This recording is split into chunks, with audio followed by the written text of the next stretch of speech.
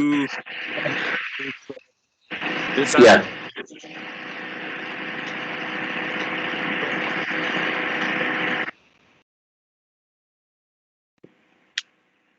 Well, I think this. Yeah.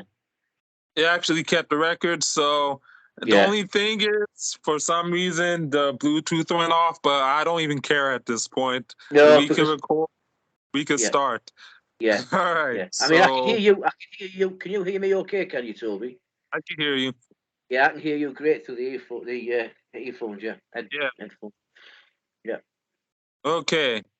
All right. So welcome to the Toby Talks podcast, brilliant. episode Toby Talks, because I'm talking and you get Yeah, to hear my previous voice. yeah, that's Anyway, right.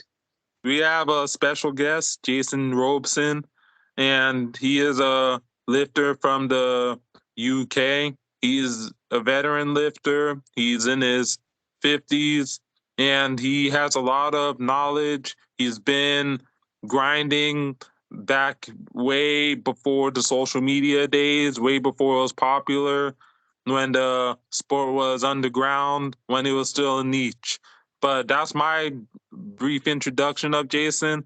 I saw him in YouTube. I saw he's just one of those really hardcore guys, really just keeping it, really just in the shadows, a monster lurking. So, Jason, I already talked about you, but you tell me, who are you? Introduce yourself, and what type of lifting do you do, and how many years have you been doing it?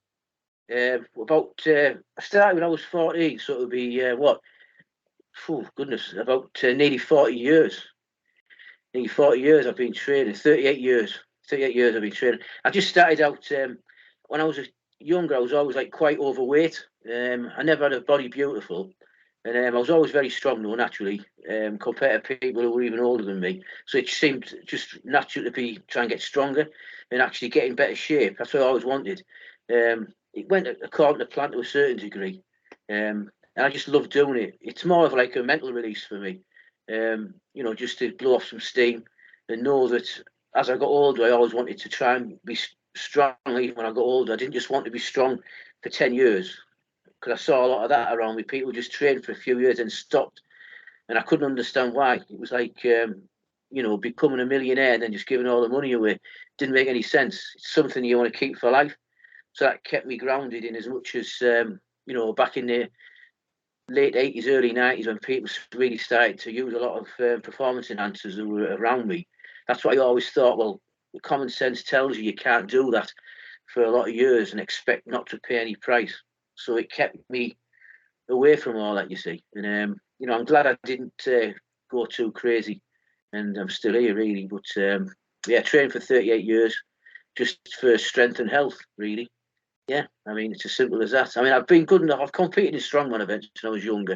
When I was 19, I went into, there was a Britain's Strongest Man that was on locally at the Gateshead Garden Festival. And I was the youngest person there to do it, actually. I was 19. I weighed about 270 pounds. That's awesome.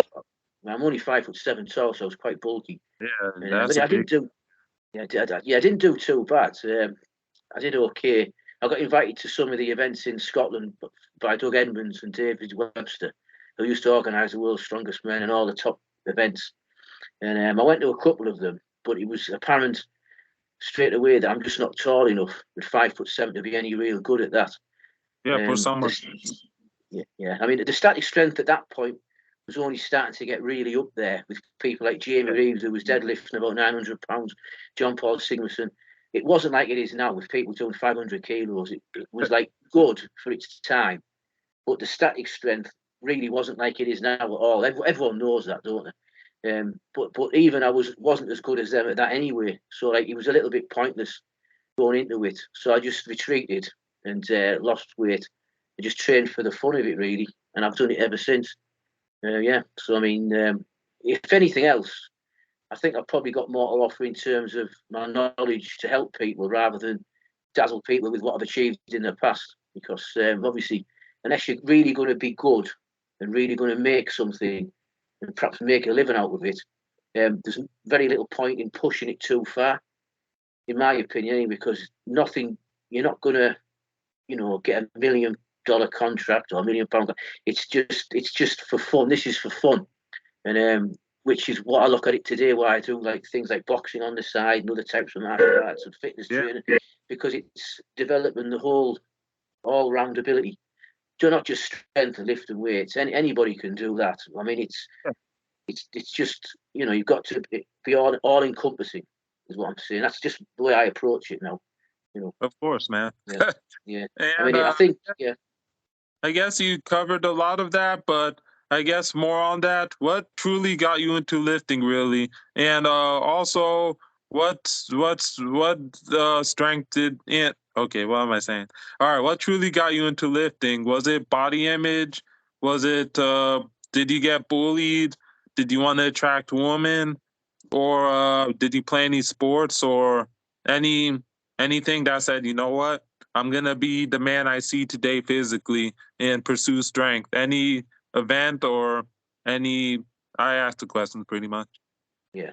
I think, like I say, when I was younger, I didn't have a very good body image because, like, you have like kids at schools, like the first, second, third, fourth fattest. But I was maybe like the third or fourth fattest.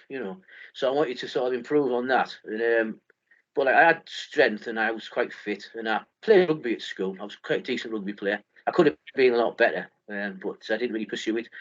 Um, that was just really to get a better body image and just to be strong. I never really got bullied because I was always one of these quite quiet types who just kept himself to himself. Yeah, Um, in England, when people bully each other, they generally punch each other.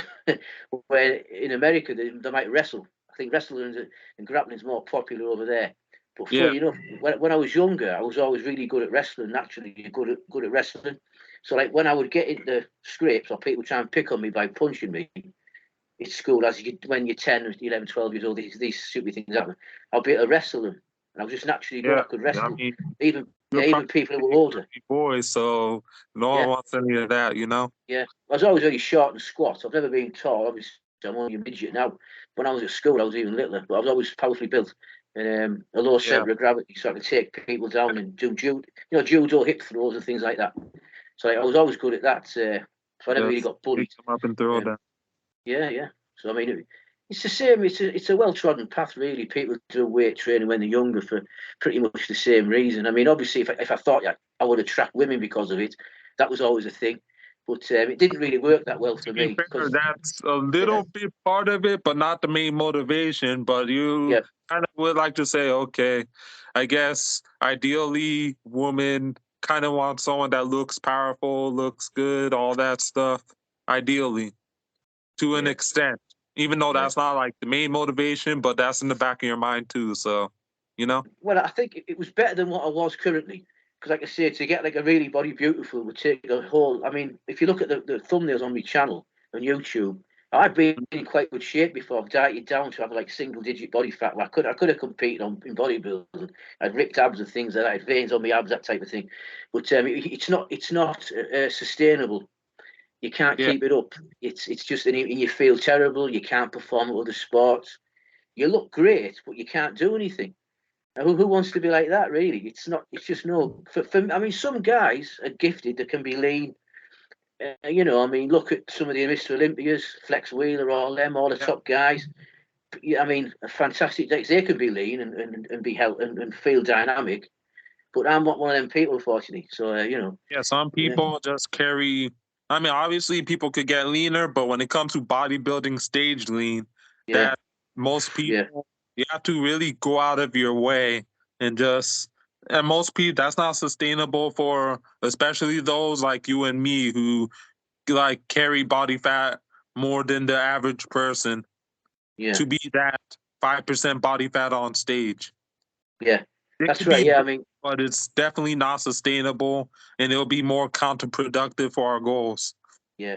In fact, when I look back to the years that I'm on about, the 80s and the 90s, a lot of people who were really uh, motivated and they actually maintained that diet and they trained hard at a low body fat level, they ended up with like really sort of where they don't train hardly now or they can't train or they've got injuries.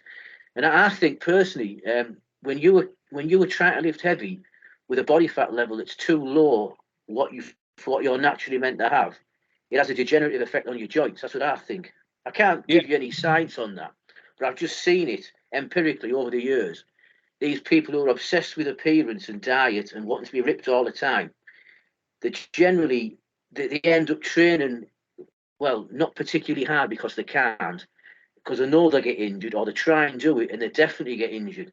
So when they're 40, they've got bad knees, they've got bad. You can see it on YouTube. Just look around. Everyone's got knee sleeves on and elbow sleeves, and they're only in the 20s. And you know, and a lot of the time they're dieting strictly. And I just believe there's a connection there. I'm not saying you have to be really fat and ugly like me. I'm just saying that, you know, if you just, you know, it's not like I'm not cope. It's not a coping mechanism because I'm not lean and ripped. I could easily do that. Believe it or not, you number one, in the past you got really lean before. Number two, obviously with your knowledge, your level of strength, your level of physicality, and your just intelligence in general, you know you could get that lean if you truly wanted to, but well, Yeah, it wouldn't serve any purpose for you since your goal is maximum performance and yeah, longevity. And you're not yeah. a builder, so why would you need to do Well, that? You're yeah, not stupidly fat either, but if you were stupidly fat, you would do it just to be as statically strong as humanly possible. yeah.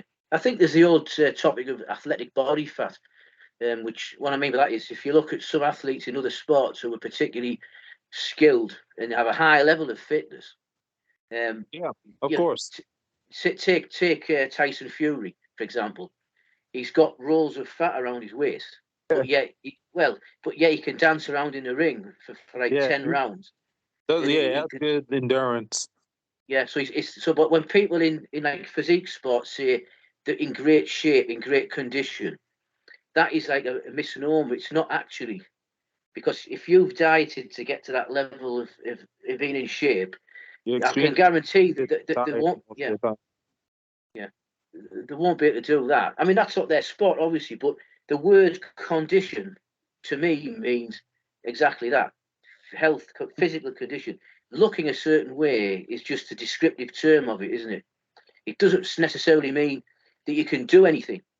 And you see, I think a lot of the younger people on social media, they just want to look a certain way and they don't care if they can't do anything.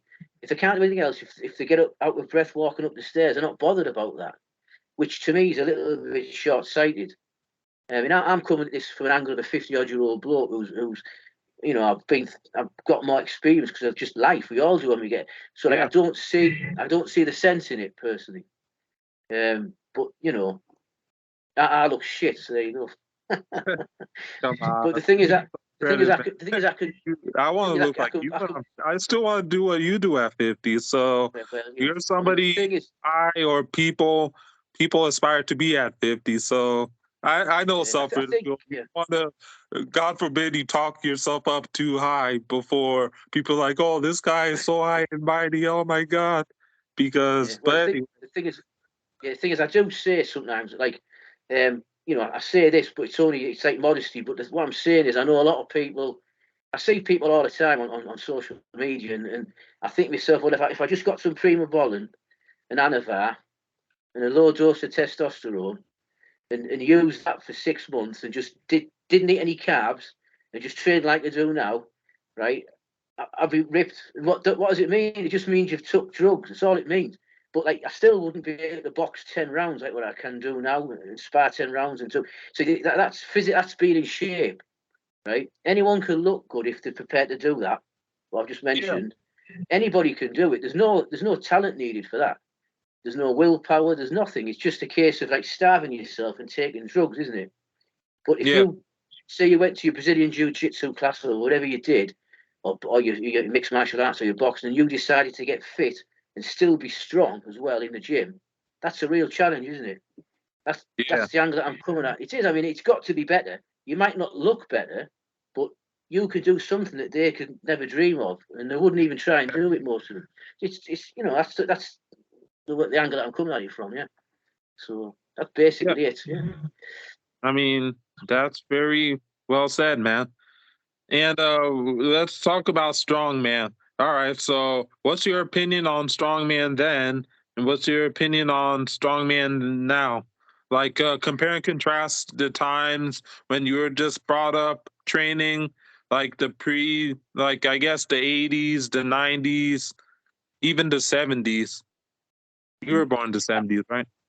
Yeah, 1970. Yeah, I've seen it all. I can even So remember. from like Yeah. the way infancy of strongman to like maybe the late 90s to the 2000s to like the explosion in talent we have today. Just give me your opinion on that. I think what you've got now is the sport of strongman has better prize money, so it attracts greater talent who might have gone into professional football or rugby. I mean NFL football in America or rugby league in the UK.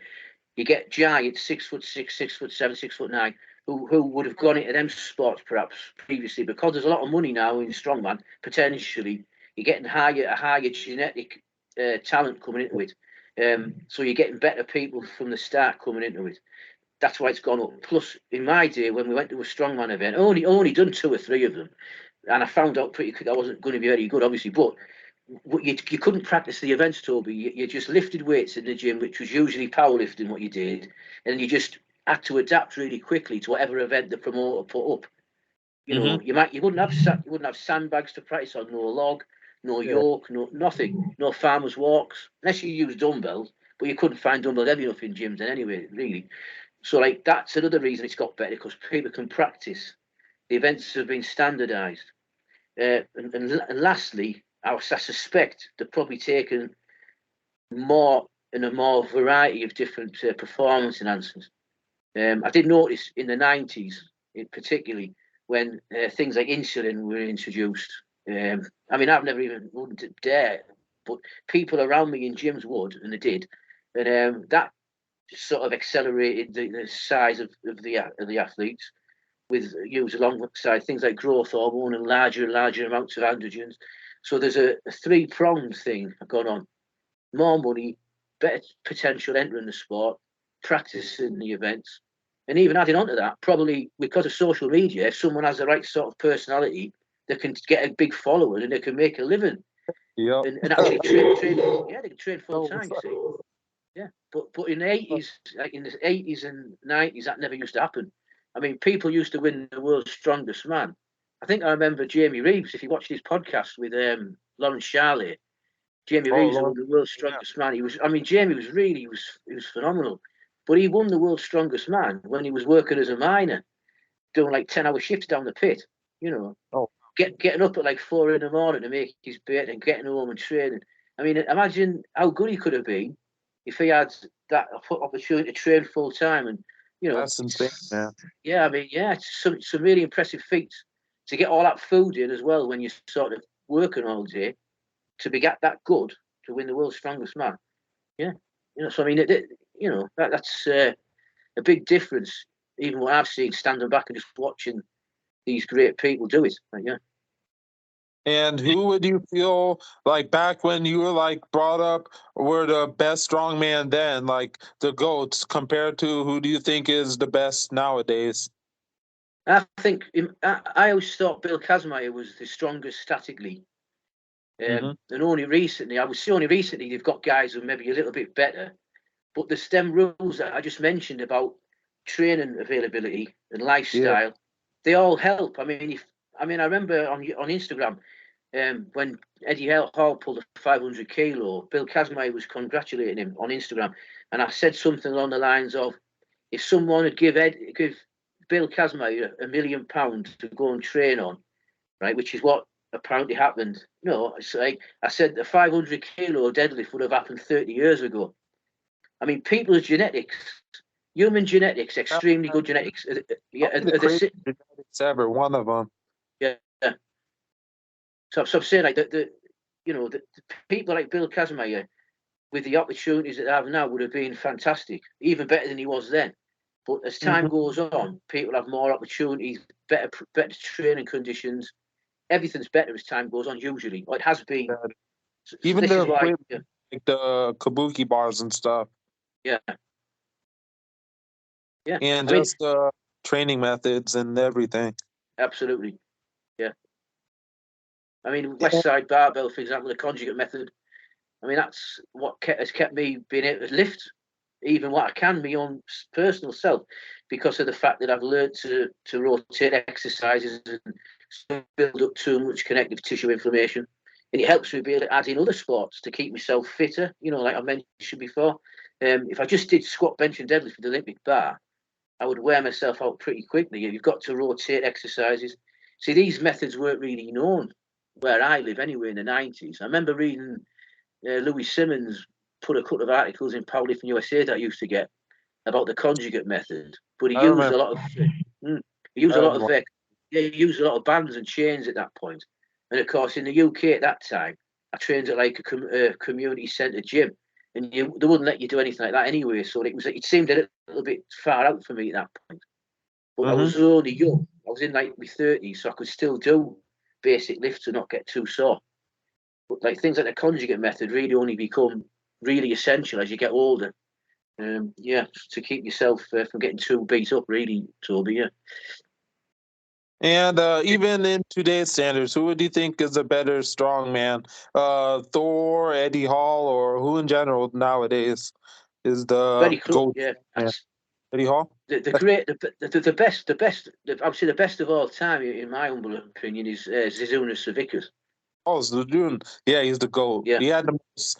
He had the yeah, most titles. He had the most Arnold wins. He had the most yeah, championships. He's the best, most accomplished.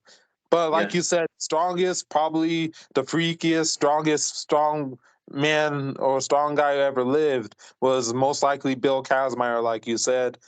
And like you even said with Bill Kazmaier, there was a point where they told him to stop competing because he was too strong and too dominant. You know? mm, yeah. I mean, it was. I mean, I've heard various stories about that. Whether he's had falling outs with promoters or, but what it was, I think, what it was always held by it was created by, I don't, was it a certain TV company who always produced the world's strongest men, and Hmm. Bill, it was meant to be like just a show, whereas it was Yeah, just like an exhibition where Bill yeah. just used to win it, and like he just used to dominate it too much. So like no one really, Just got tired for the public, and they just yeah, wanted a new champion. That yeah, was yes. If before. it was on, yeah, That's that if like it, the infancy of the television World's Strongest Man before it was yeah, truly a sport rather than just a freak show. yeah. I think, like I say, if it was run on the way it is now, whereas you just want the best one to win, Hmm. like the way it's run now with Giants Live, where you want the best people, then Yeah, they would have either done a, he'd have done a, he'd have won a few more World's Strongest Men, Bill Kazmaier definitely, because it would have just suited him, the competitiveness of it. Where back in the day, it was more of like you used to get invited to them. I mean, the competitions the ones that I did, there was like a sword hold. You had to come out from the crowd and hold this sword. I think it must have weighed about 25 pounds. This big Scottish sword, and you have to hold it at arm's length. And I think I won that event. I beat Jamie Reeves' brother, Jockey Reeves, by about maybe 10 or 15 seconds. With having short arms, I was quite good at it. So they invited me to competitions. In them days, you would get invited to them. So, like, say you were a friend of the promoters or something, you would get an invite. It's not necessarily the best people. Yeah. I mean, I remember seeing people in the World's Strongest Man back in like the 80s who, like, I could deadlift more than what they could. And I thought, how does that work? Like, you think someone in the World's Strongest Man would, like, the minimum entrant would be like 800-pound deadlift or something. hmm, But someone, so like, yeah, so it's always, in them days, it was just done on an invite basis. And yeah. in some cases, not all the time, obviously, but in some cases it was. So yeah, it was not as competitive as it is now, obviously. Yeah, All right, so more of the same thing, and I guess we covered a lot about it. Like yeah. powerlifting then, powerlifting now. What's your opinion? Uh, well, I think powerlifting. I love the train of powerlifting. I think the train is the best way to train. You can add in. I like general strength as well, not just too specific for powerlifting. But overall, I would say including the basic big lifts way to train overall. But to me personally, it's just not very exciting. I haven't really been motivated to compete in powerlifting because it's just like, it's just held in a gym and there's no real kudos. I mean, it's not like being like a Britain's strongest man or England's strongest man or world's strongest, Europe's strongest man. It's like there's not the. I just find it just boring, to be honest. That's no disrespect to anyone who wants to do it. I mean, it's just, I'd sooner probably compete in MMA or have a boxing fight than do powerlifting because it's just a bit more exciting, you see. And Yeah. especially for your age division, even not for your age, you'll wreck it over there, man. Yeah. But I think, I've tried to get a fight with that Dave Batista, but he won't fight me. that'll be a So good match. he's younger than me anyway, so. Yeah, that'll be a good match because number one, you have the fighting experience and the boxing training. Dave Batista, he definitely will rely on his actual fighting skills. You'll overpower Batista. You're definitely stronger than Batista. I And think, to be honest with you, I saw him doing an MMA fight it's on YouTube. We did an MMA fight, and I thought to myself, and at the end of the fight, he was saying, "Oh, I've got my nutritionist said this, my fight psychologist told me this." I thought, Dave, just move your head when someone throws a punch at you. That's your best bet, because like there's no head movement. He just stands. He's not moving his head. So like he's a sitting duck. I'm thinking all this coaching, all the training. He hasn't even learned how to bob and weave. It's really. I thought to myself, it's amazing. But there you go, like Batista, man. yeah. But 30 anyway, seconds. 30 seconds. I'm out there in 30 seconds. Yeah. you'll destroy him. Yeah. Yeah. Anyway, I'm what's only kidding. favorite powerlifter then? And who's your, I mean, not favorite. Who do you think was the best powerlifter then? And who do you think is the best powerlifter now? In the heavyweight, I think Ed Cohen's the greatest powerlifter of all time. John Hacks, I don't think he's quite got the longevity of Eddie Cohen at the minute, but That's the only he's thing. just That's he's up there. I mean, decades of dominance. yeah. But Eddie Cohen to me, because obviously he was the best, pound for pound, the strongest powerlifter. When I was Eddie sort of Hall? like more likely to. You Yeah. mean Eddie Hall? Sorry, You said Eddie Hall? Ed Cohen for powerlifting. Yeah, Yeah, of Ed course. Cohen. Yeah, Ed Cohen. Yeah, I thought you said obviously Eddie Hall. Yeah, I mean Eddie Hall's obviously got the best competitive deadlift. Obviously Thor's done more out of official competition by 1 kilo apparently. But honestly, with Eddie Hall, for me, I think he has the best all around static strength. All yeah, around static strength, he's number one. yeah. He's got to a level. He got to a level, but only for a short period. He got to a level though that no one else has ever got to. Yeah, all In around. a, in, As in, when you yeah, count all the static yeah, main compound movements, nobody yeah. got to Eddie's level. No, All it around. was so high that like it's be well, not impossible. Someone might at some point, but similar to Bill Kazmaier, it might take a long time before somebody really beats it substantially, perhaps. Yeah. Mm. Anyway, now let's talk about the bodybuilding. What do you Yeah. think about bodybuilding then versus bodybuilding now? Again, I think as is probably well known, people who came through a certain era always think that their era is better. I did like the 1990s when Dorian Yates came to dominance, but I do think as well that I'm not saying he did it, but people trying to emulate him would probably start using more performance enhancers to try and keep up with it. But I like the 1990s before it got really ridiculous. Obviously with the bubble guts and things like that. Yeah.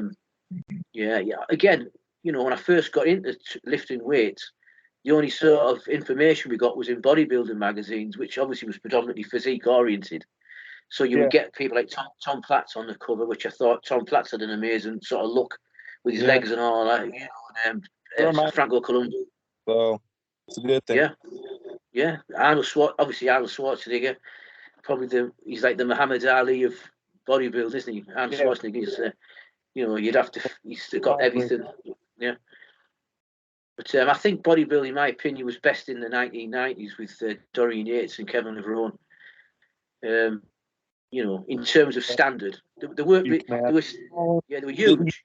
LeBron didn't even fully invest in. He cycled only rarely, and that's Yeah, only like if he was preparing for a show, and then he would just be a world class bodybuilding. yeah, Imagine if he truly put in the years, the cycles, actually gave a damn about training. What we yeah, would see with Kevin LeBron. yeah. I That's think I also think Dorian, yeah, functioning too. Dorian, So. yeah, Dorian Yates actually said, "No, if I had if Kevin Levrone had my work ethic, he'd beat me easily because he He had would. like He would. people. Yeah, I mean, yeah. So it's like, but it's just like I think he said that anyway. And I But he think definitely, Kevin LeBron also had one of the best genetic responses to PEDs. So yeah. Well, that's what bodybuilding is. And I mean no disrespect. It's not a personal judgment, this, but let's that's be honest. But if you're going to be a good bodybuilder, you have to respond well to steroids, don't you? yeah. If you're one of these guys who do, You have no yeah. shot. Now, if you take 10 milligrams of Dynabol and you get spots and you get bloated and whatnot, you're not going to be Mr. Olympia because you're not responding to the anabolics as good. You see, so No. bodybuilding these days really is work really hard, diet really hard, and having a good response to the anabolic steroid. That's what it is, in my opinion, anyway. That's not. I don't mean disrespect there. I'm just, I No, mean it is. it is. Not just telling how it is. This is actual facts. And no, we're not a bunch of haters. No, yeah, We're accomplished lifters. We're heavy into lifestyle. We're not talking against it. We're talking what actually happens. And yeah, yeah, other bodybuilders would tell you the same thing. So yeah. I mean that's the fact of the matter. It's like in strongman. You can wish as much as you want. If you're like 5'2", you're never going to be a really good strongman. You've got to have the tools to do the job, haven't you? Really, you'll just be a And good part of the tools in and bodybuilding is responding well to anabolics. Mm. you'll just be a good squatter, bencher, and gymnast. That's it. Yes, So yeah, that's it. something like that. Yeah, yeah, yeah. But anyway, who's the best back then? Who do you think is the best bodybuilder? And who do you think is the best bodybuilder now? Dorian Yates is my favourite bodybuilder in terms of where he come from, what he achieves. Yeah. Uh, I Not mean, just a not normal just kid. but you also remind me of Dorian Yates. The guy from the UK got the beanie, got the hardcore conditions, training in the shadows, just training like a maniac in his garage. You're a lot like Dorian Yates, so you also bring that out. Except Yeah, he was a bodybuilder. You were stronger, even though he yeah. was strong. I think a lot of people admire Dorian Yates from the UK because you can identify with being a normal guy and the struggles that you get and you have to overcome. And he went and beat everybody. So it's like a fairy tale type thing, really. So you sort of like resonates with a lot of people, doesn't it? Especially when you're young. But Yeah, but obviously earlier in the day, I like obviously Arnold Schwarzenegger really brought bodybuilding to the public. You can't knock him for that. He was a great yeah, of course. personality, very He brought very sort of charismatic. He brought it to the masses. So you can't really vote against Arnold Schwarzenegger on that one. Whether you agree with his politics or not, or whatever it is, yeah, you might. I mean, he's done a lot for the sport, and he's been amazing. So I mean, them two, back in the 70s, I'd say Arnold, 80s, 90s, and not beyond, Dorian Yates. That's just my opinion. And obviously, Ronnie Coleman is yeah, like Ronnie Coleman started where Dorian Yates left off. I mean, yeah, Dorian Yates got to a certain level and he started to fall apart with injuries and hardship. But Ronnie Coleman sort of like just leapfrogged even further than that. Because I don't think there'd be a Mr. Olympia actually in terms of um, standard than Ronnie Coleman. I mean, when I say I like Dorian Yates, because of the other aspects of where he come from, the obstacles that he's overcome, and the fact that you can identify with him coming from the same area as you. But as far as actual standards with the aesthetic, symmetry, size, I think Ronnie Coleman's probably going to be one of the best ever, in my opinion. Well, I don't follow bodybuilding now anyway. To be honest, to me, it's just too far gone in terms of it doesn't appeal to me. The Yeah. actual competitive side doesn't, but I love bodybuilding training, but the sport itself of competing, it just Yeah. wouldn't appeal to me in the slightest, unfortunately. Yeah, because I know what it takes to do it. Yeah. But yeah. So yeah, and the fact that I wouldn't be very good at it, which is Okay. another thing. No problem. And what's your opinion on steroids and it being legal in the UK? And what's your opinion on the youth using? And when is it okay to use, in your opinion? Steroids. I think the least you use, the better it is. I don't know if I'm just seeing you on there now. I don't know what's happening there. I think I've gone off my thing. I don't know. Yeah. So I yeah, see, I but too Toby. I thought I turned into Toby there. I've just got your face on the right hand side as well as mine. I think you see yeah, me now? yeah, I can see you now. Yeah, See yeah. you, yeah. He All took right. over the whole screen there, Toby. That's the thing.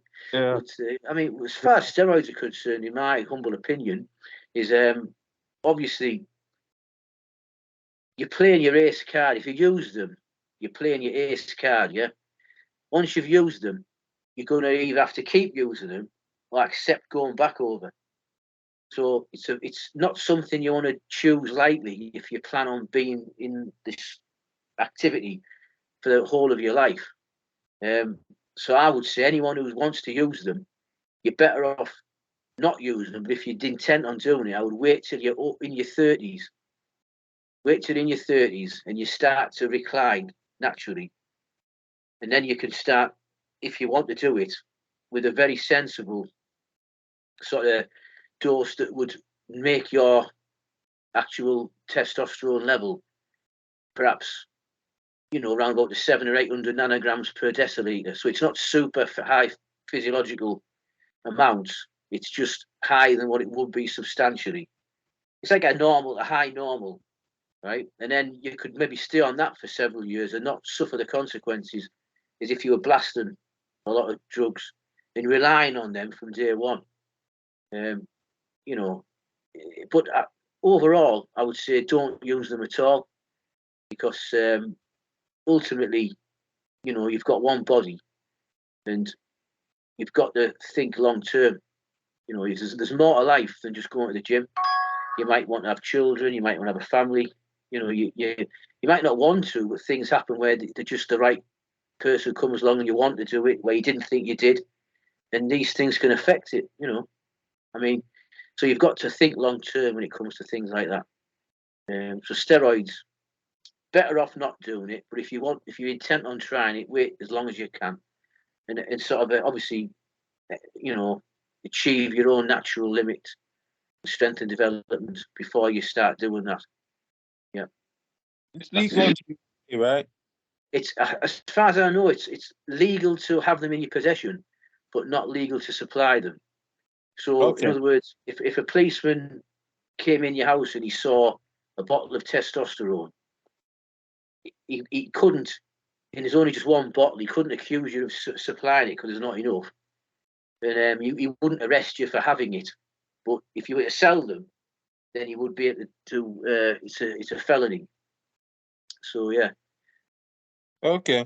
And what do you think about the youth, like the young social media stars, the young TikTokers, both in high school, college, 20s, not building their natural potential, but going on just to get the body to blow up in strength? Maybe they want to be strong young. Maybe they just want to do it for social media uh, accolades, or they just want to get the girl muscle, just want everything fast and now. What do you think Yeah, about that? I think that's just the folly of youth. They call it. I mean, Yeah. obviously, we're on about wisdom earlier, weren't we? Now, if someone if someone does all that just for short term recognition and Mm-hmm. It's not, man. idealizations short term for what 3, 4, 5 years, then that 5 years is going to go over pretty quick. And then what? I think Most it's of them, short. It's short yeah, sighted, Toby. It's short sighted. But if that person, you're always going to get the odd one or two that'll make a lot of money, life changing money doing that. But that yeah, doesn't mean to say that you or I or anybody else could have done it when we were young, that age anyway, or other uh, kids can do it. It's like sometimes for some people, all the planets line up and everything falls right for them. But that isn't mhm. everybody. That isn't everybody, is it? So like I would say apply a bit of wisdom and think to yourself, well, what's the chances of me? I mean, it's not happening at all. I'm too old and that. But like, say if you were young and you're looking at that, you'd have to think, what is the chances of really making life changing money just by taking steroids when you're really quite young? Um, they might get away with it, they might not. I mean, it's just Yeah. personal choice, really. But it's not wise anyway. Let's put it that way. It's not And wise. some of them, they just like anything, they get bored eventually, something falls off, or they just lose interest. They just Yeah, completely abandon and disappear, which is yeah, why we see a lot of people disappear in the lifestyle in the sport because either yeah, something comes up or they know they fall out of love with it. So, yeah. you know, Yeah. That's right. I think the slow cooking method is a good way for this. It's like just go slow and take a lifetime. Like it's like the tortoise and the hare. That old saying, the tortoise and the hare. You've got to be like the tortoise sometimes if you want to last the distance. And when I was younger, I always like to say, go back to the beginning. I always wanted to do this when I always thought I'd like to be 50, 60, 70-year old and still be really strong. Because that's what the value of weight training and strength training is. It's just strength is health, you see. Because as you get older, when you go to an old people's home or care home, the residents in there will be weak, right? They might be 70, 75, 80, but they'll be weak where they can. So, but strength as you get older keeps you independent. It sounds a bit lame. Any young person will think, oh, what's he on about there? But it is. I mean, you can easily lose your health. And as you get older, it's really important to take that into account. So weight training is something for life, I think, not just, for 20 years even is nothing. 20 years is nothing. You see, it's when you do it 40, 50, 60 years, that's what it is. It's all about. yeah, man, I agree. And also, what do you think about the steroid side effects and the deaths happening in the industry? Like, what's Well, your whole aim on that? first of all, when I put myself in their position, which I do when I hear about it happening, I think, how do they afford to do it? I mean, the dosages that you read about or you see in videos of them, what they're suspected to do, it runs into like tens of thousands of dollars or pounds a year. And I just don't know how they afford to do it, first of all. Not only then you get to the point, well, why would anyone do it? I mean, it's not like recently I saw a boxing match between Tommy Fury and um, Jake Paul. I think one of them made about £8 million, right? The training in boxing makes you super fit and super healthy, Yeah. and they're making a lot of money out of it, right? These idiots, they're not even making a living out of it a lot of the time, and they're killing themselves. I mean, it's like a mental illness, Toby, to me. And I mean, I think they look great. I don't support them. I don't cheer them on. I'm not a fan of any of it. But I stand back and I've got to give credit. They look fantastic, like comic book characters. But when you 100. hear, yeah, yeah. So but when they die in the 20s, it's serious. It's something seriously going to miss there, like absolutely. Yeah, but this, I mean, they're not getting any money out of it. I mean, if someone was gonna, if you had a child, right, and you thought I could make £4 million and make their life be really easy, right, and so I'm paving the way for them, right, you might have an argument doing it, but when you're not even making that much money from it, I don't see. It's just crazy to me, and I'm sorry if it offends anybody, but that's just the way it is. There's lots of other sports you can do if you're good at them, right, and actually make money out of it rather than just kill yourself for a trophy that's about 7 inches high. Crazy. Mhm. It's crazy. They must have like a death wish, basically. Some of That's what. these people, even with what we know today about all these freaking people just dying and passing away, Yeah. there's just, I mean, they get into it because I guess the desire is just too much into it. Or then there's a select few who are just like, oh, that's just these people dying, these people dying. It's not gonna Yeah. happen to me. It's not Yeah. gonna. I'm not gonna. So Yeah. know. Yeah. Yeah. I mean, it's a psychological thing. People. I mean, people think they're invincible. I mean, we can all say we think that. I mean, I might think I'm invincible. You might think, but when it comes to taking drugs, basically, nobody's invincible because it will catch up with you. It's not like trying to lift too much weight and maybe straining your back. Then 6 weeks later, you're okay. When you go over the top with seriously dangerous drugs in massive amounts, that's like life threatening. I mean, if you go over the top with insulin, you'll kill yourself. So, there's a big difference between what won't happen to me. It can mean a lot of things. It's when you're messing about with dangerous chemicals. It's to me, it's crazy. Yeah, But yeah, man, that I'm not gonna lie. You guys see what I have done naturally and stuff. Imagine if I ever went that route and went all in, just went those yeah, crazy cycles eventually. You know how yeah, much carnage I would be pulling off in with the yeah, weight and my muscle mass and stuff. But yeah. I won't see 40 if that Oh, happens. So I mean, the thing is, uh, if you did fuck it, it. if you did it sensibly, if the thing is, you've got a big reputation online of being natural, right? Yeah, Everyone knows you. I mean, people will probably wind you up and feel like, try and man, answer. just go on stuff already. Look at what you're doing. Yeah, I mean, everyone knows you're a real stalwart naturally, right? So it would be really obvious if you did go on it, because I think I saw a video of Clarence Kennedy recently, Yeah, where he did a squat. I think he squatted over 580 pounds when he was yeah, natural. about that. For what you've seen that Mindset. video, yeah, and he did about 8 to 10 reps with it. A few years later, when he was enhanced, right? So that's so you pulled a 700-pound deadlift raw, right?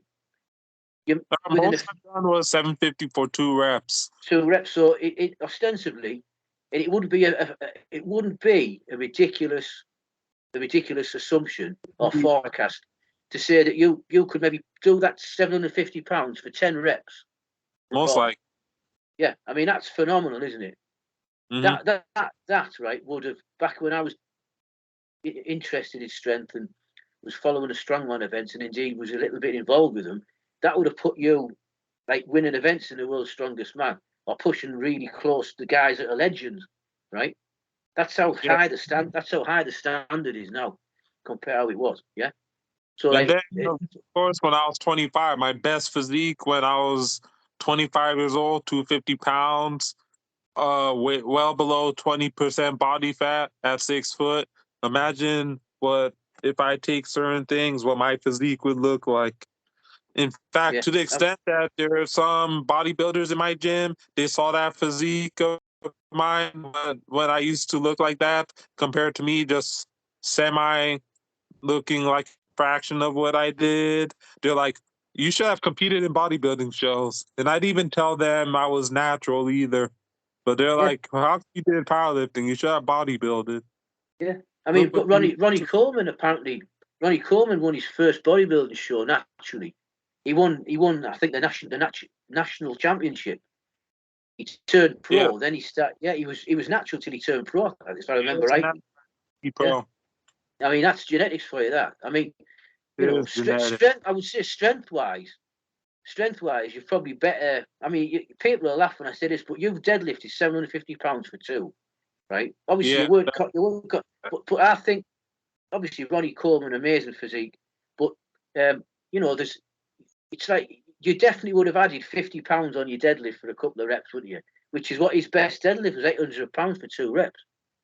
Remember, it was 800 pounds. So I mean, anyone who says you haven't got the genetics there is just probably jealous. I mean, you get a lot of that as well. I mean, you get a lot of that. What I mean by that is, if you of course. display if you display any sort of ability, you'll get people lining up to sort of say that you're lying or whatever. You know, I mean, That, man. yeah. I mean, I I get a mean, lot of respect and people admiring nowadays, but sometimes there are people who get pretty insecure, or people who don't like it when you're succeeding, don't like it when you're accomplishing stuff. They want to, in fact, they'll say you lack confidence. That's what one told me. Like, hey, I notice you post a lot in this group. Is it a lack of confidence thing? Or people just knocking off every accomplishment I did?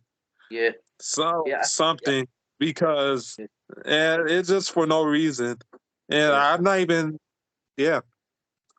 Yeah, I think it's just human nature, isn't it? I think, you know, I mean, I'm not sat here trying to sound like I'm, you know, I'm the font of all knowledge, or I know this and I'm better than them. I just, when you get together with someone, I'm talking to you now on Skype, obviously, and I've seen you on video lifting weights, and I give you the thumbs up. I like your videos, I press the love at. But like, when you talk to people, I think everyone has pretty much the same experience on social media. I think sometimes, you know, you see people take off and you think, wow, that's great, that. But like, at the same time, you look and you think, well, I can lift that. What he's doing there, you know. And like, so, but like, it's just human nature to compare yourself to other people, isn't it? You know, like you know, I mean, Hmm. you just do. I mean, when I was doing heavy shoulder presses, I would look around and see if anyone was doing the 300-pound press when they're in the late 40s, early Not, 50s, and then I not, think, not at 220 body weight, 50 something years old, almost yeah. nobody. Yeah, so like, Yeah, I thought, but so that then therefore you get people saying you were lying about the weight and things. You know, I would say to them, well, you can go to the gym and look at the weights that I use. You know, it's like they're there on the rack. You know, they stay in the gym and you can weigh it. If it says 20 kilos on the disc, you assume it's at least 20 kilos. Sometimes more, sometimes slightly less. I mean, just because they aren't standardized plates doesn't mean to say that it's not the yeah, right thing. You know, but you don't get can't me take it too wrong. seriously. Don't get me wrong, but I'm sure you, but me, we both seem to get a lot of support and positive reception. But not that we do it for that in general. We do this too as a passion, and we do this because we we just like push ourselves. We like chasing something we never thought Yeah, we've done before. And it's a passion, and there are people who admire that. And then there's yeah, a select few who either haven't accomplished it themselves, or people who just either don't relate to you, or just want to find stuff to not like about you for yeah, some reason. They'll just discredit what you do. But we yeah. just focus on those few people sometimes, instead of ignore all the other positive we seem to get, you know? I mean, the reason why I started putting videos online was because I have a daughter who I'm a non-resident parent, which means that my daughter, the mother of my daughter and myself separated, and sometimes Yeah. because of what happens, the only time she'll see me is on videos on YouTube or Instagram. So like I put them up there so she knows I'm there, and because I wanted to Yeah. start, I wanted to train, I wanted to be healthy and be strong through life. It's just as a passion and a hobby, like what I do. So that's why I don't post them up for like you know, it's nice to get compliments. Not don't, everyone likes a compliment, but like the Yeah. main reason initially was just so my daughter could see, and I would send her them. I would send it to them. You know, you can share the videos and that, so she knew it was there to try and impress my daughter, so she wanted to come and train with me. But it hasn't worked, unfortunately. it hasn't I worked. mean, But who wouldn't want it's that? yeah, it's for genuine reason. I don't like Eventually, you know how that you know, feels. like But yeah, that's awesome. That's a reason you don't find out every day. In fact, you're probably the first person I ever met who made videos for that reason. yeah. That's what it So was. To be I honest with mean, you, yeah, I never heard of a reason like that. Just yeah, so just on the living situation you had, where with to the extent that, hey, just want my daughter to have any proof of seeing me, and then mm, eventually she could just reach out and like spend yeah. time. That That's it. Yeah, yeah, that's yeah, awesome, man. yeah, yeah. Anyway, now that we talked about steroids, what do you think about natural potential? I think everybody as is born with the potential to be strong at one lift at least.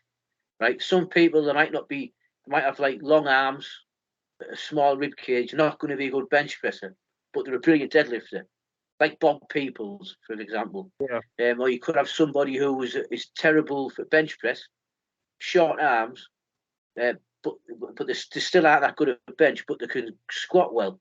You're going to get people who are good at everything.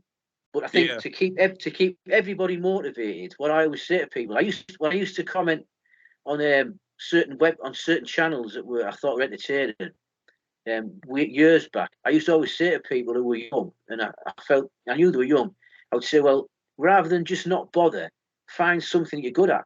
Like, say, if it might be a big squatter, well, get a good big squat. Or if you're really good at deadlifts, get a big deadlift. I mean, in bodybuilding, you had Tom Platt, who was, his upper body was great, but his legs were phenomenal. So he Yeah, developed his legs. best Yeah, ever. so that's right. So just because you can't have the best at you can't be the best at everything. Just find something and get really good at it. It might be a Mhm. deadlift. It might be a Zercher squat. It might be a front squat.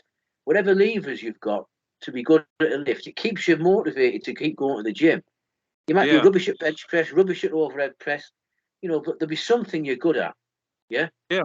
And I think rather than just thinking, oh, I'll just train light and I won't bother, just find, even if you just did press ups for your upper body, but you could deadlift 750 pounds, you'd still be a big, strong dude, wouldn't you? So, like, that's a good way of keeping people motivated who feel as though they're perhaps not good at anything. But, well, there will be something they're good at, just got to find it. Like, there's hundreds of different lifts you can do.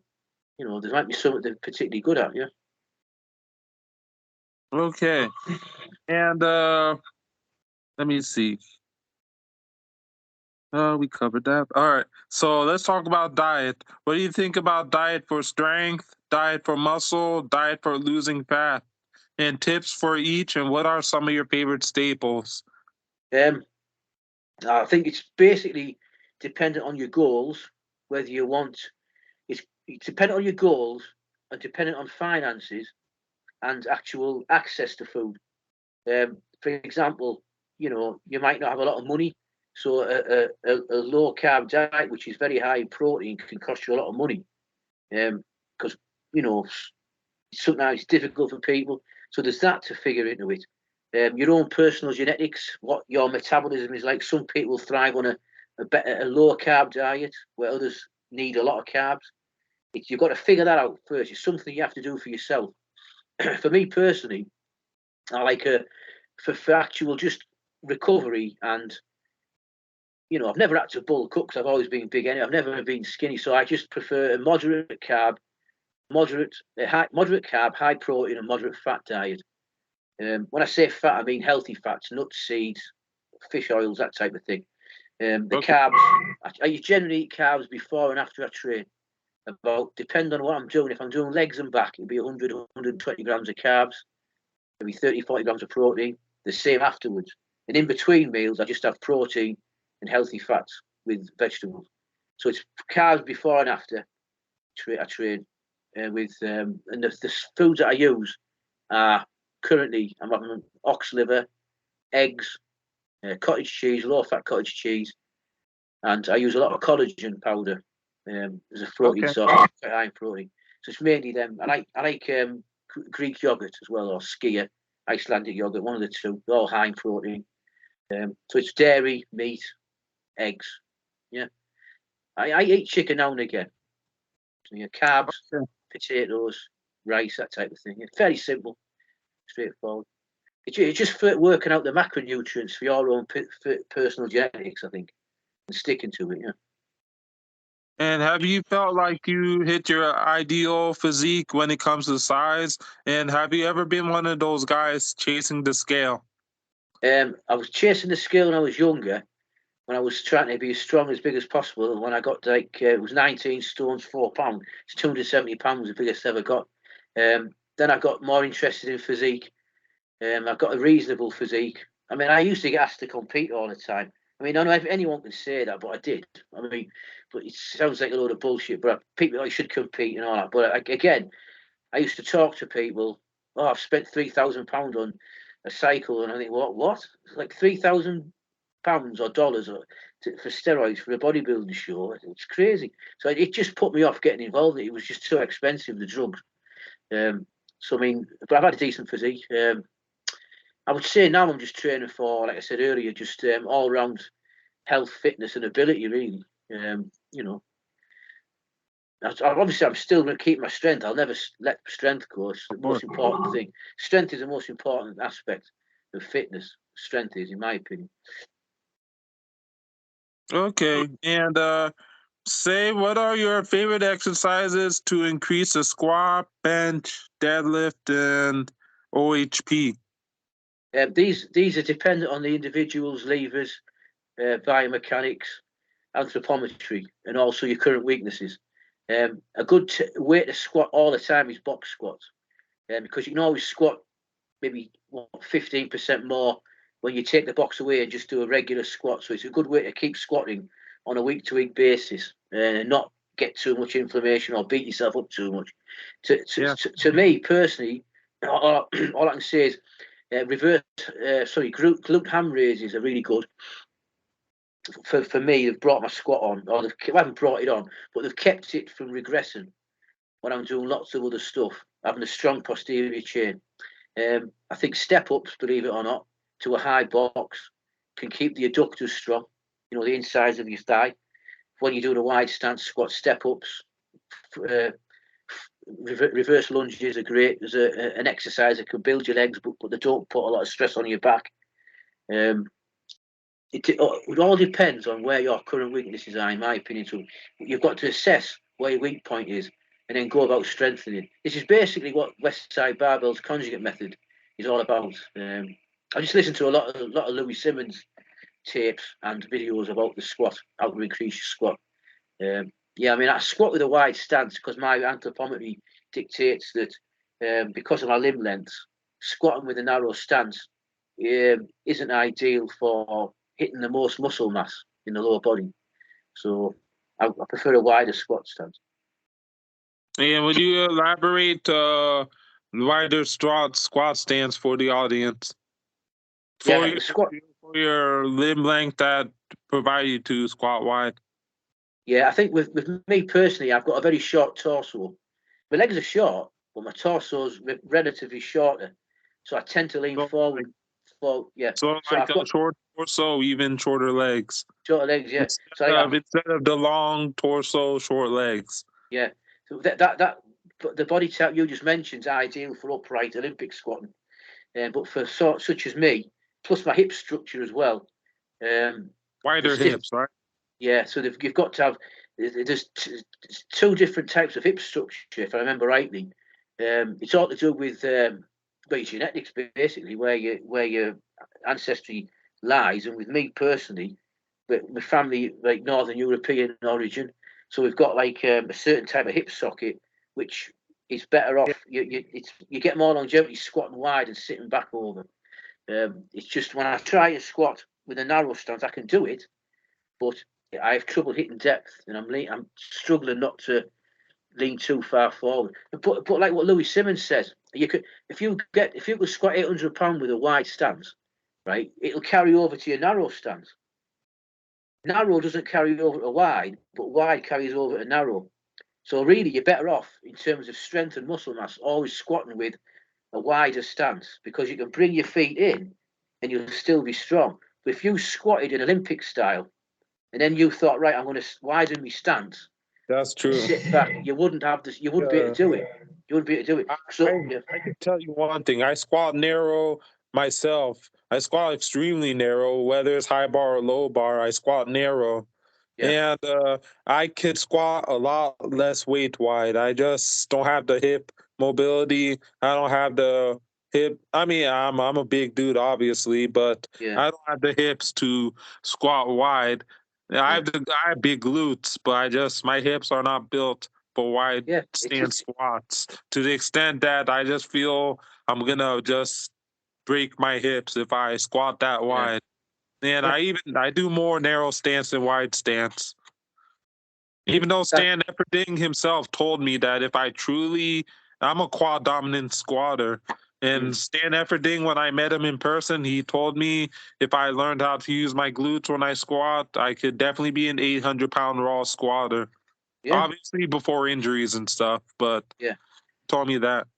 yeah. I mean, there's no doubt about your actual your structural strength and your potential. I mean, anyone who doubts it's just being a hater, as you would call him, it's I mean, it is. I mean, if Stan Efferding tells you that, then it's all you need to know, isn't it? Really, he's not a bullshitter, and I mean, he knows what he's talking about. So, yeah, I I mean, remember meeting Stan Efferding that 2019 in my strongman gym I used to go to yeah, with, and he was like, "How old are you, Toby?" At the time, I was 20. I was 27. He was like 27. He was like, "Wow, you are one thick bastard." yeah. That's it's that. No, I mean that's right. So I mean that's he probably didn't believe you when you said you were natural as well. So Yeah. yeah, What I told him it was natural. He was blown away. And yeah, Stan said, "What I showed him, I showed Stan that day my comment I posted on his one of his Rhino rants about West Side Barbell, about yeah, why West Side Barbell lifters are strong." And yeah, then Stan said, "You know what? The day you deadlift 800 naturally, Toby, just send me the video. I'll give you a shout out." yeah, yeah, yeah. So that's something to go for, isn't it? Like something to Yeah. aim for. But I mean, it could have been ready if not for the injuries, yeah, but it's. I mean, who knows? Anything can happen. I'm yeah, you still. get over it. You get over it. Injuries. Listen, injuries are temporary unless it's a real serious one. I mean, Yeah. like 2.5 years ago, I was working and I was doing a night shift, and at 3 in the morning, I was really quite tired. I slipped and fell down the stairs and completely ruptured my patella tendon on my right leg. Just I caught it in the stair, and when I fell forward, I felt two pops, pop, Yeah. pop, and that was it. I knew I'd ruptured my quadriceps tendon, so I had to get it surgically reattached to cut the gracilis tendon from the back of my hamstring to suture it back on the top and the bottom. Luckily, I got the best surgeon in the area. I was really lucky.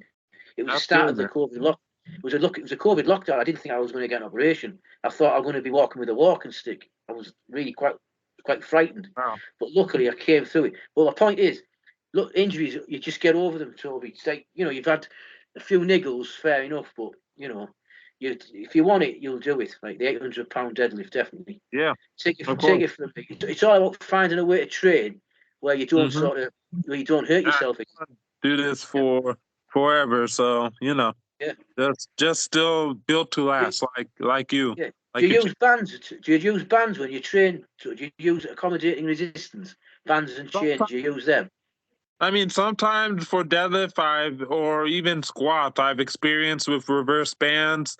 And that's like if I truly hit a plateau with my training or need to change it up, I'll use reverse bands to the extent that I bought myself another reverse band because my gym, for some reason, had just one blue big reverse band. So I bought the Yeah, second blue one, which I was going to do band stuff at home, but I didn't really have stuff to do with it. yeah.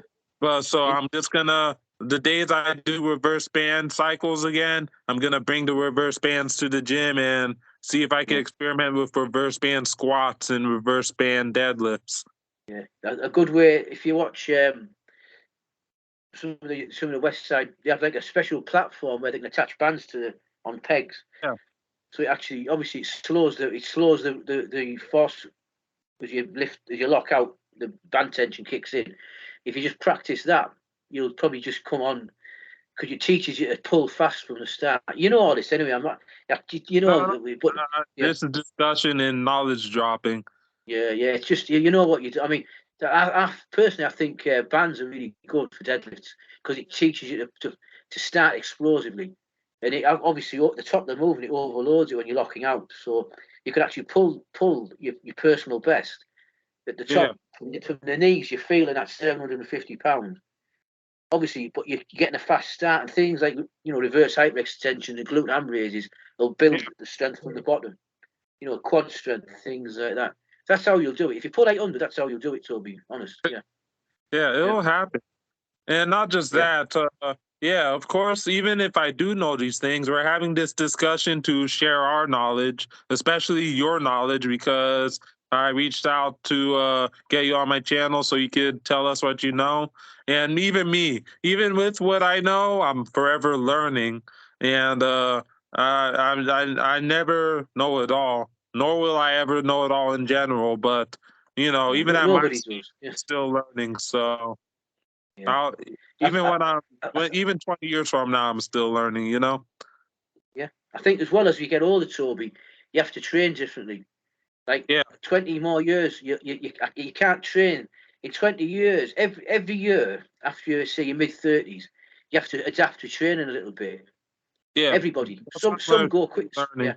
yeah. Some age quicker than others physically, but some last forever. Some don't, obviously. But in general, everybody has to relearn how to train. I mean, that's why if you search YouTube tonight, you won't find many videos saying this is how over 50 should lift weights to get stronger, because there's just because everyone's so beat up by that age. We all have to train differently. So like, you've got a short period to do it, and after that, most of your energy goes into to learning how you can actually keep as strong as you are now without going real back over. So it's a never-ending process because it's a moving target. It's a moving target because your recovery ability isn't going to be like it is now in 5 years' time.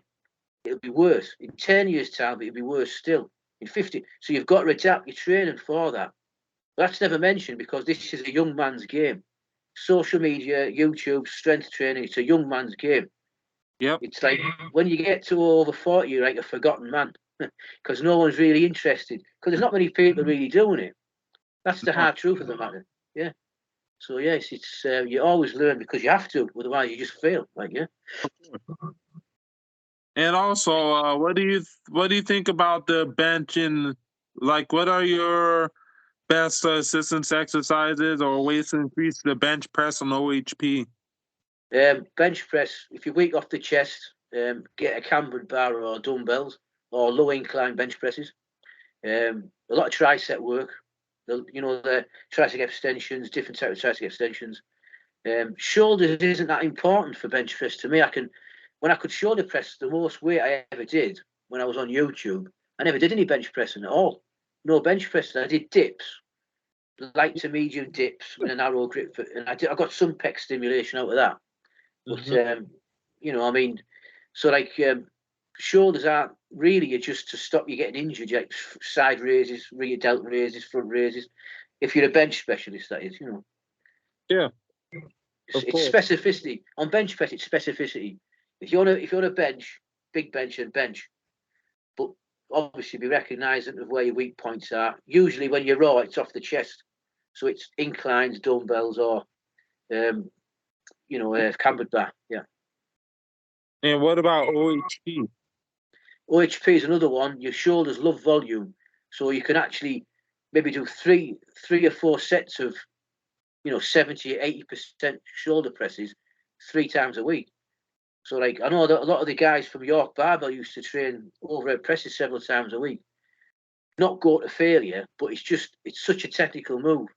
When Yeah. the way that they did it, they'd hip thrust and go under the bar, put the head through the middle, and it was more like a Yeah. hip thrust really. And so it's an overhead press for competitive strength where you're lifting as much as possible. That's more. It's a very sort of technical lift.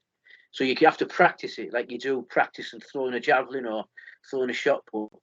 For muscle building, they just do it strict, where you're just using your shoulders to lift the weight. Horses for courses, Toby. It depends what you want to try and do, mate. Yeah. Of course. And what do you think about calisthenics, like push-ups, pull-ups, dips, and planche, gymnastic skills, handstand push-ups, pistol squats? What do you think about those movements and doing them weighted? Do you think you could get strong off those? Do you think you could build a good physique off them? Be a beast on them? If not, do like a lot of reps when it comes to it, but do them weighted or hard skills, especially at a heavy body weight. I think bodyweight exercises are brilliant. I think push-ups are brilliant. I think bodyweight squats are brilliant. Mike Tyson press-ups, all of them, I think they're brilliant. Yeah, handstand press-ups if you can do them, brilliant. I mean, if you look, I'm not saying it's great to be like this, but if you look at guys that are in jail, a lot of them just Yeah. live on calisthenics, and some of them are super jacked. Yeah. Really unbelievable. And the thing is with calisthenics, it gives you like a functional strength, especially in your upper body, like pulling yourself up, the muscle Mm. ups, things like that. I mean, I never did a lot of them when I was younger. I wish I did. I do a lot of body weight stuff now, loads of press ups and things, and I'm trying to do shoulder hands, push ups against the wall for shoulder presses, Yeah. handstand push ups, I think you call them. I'm trying to work on them for my shoulders now, actually. But the great calisthenics is brilliant.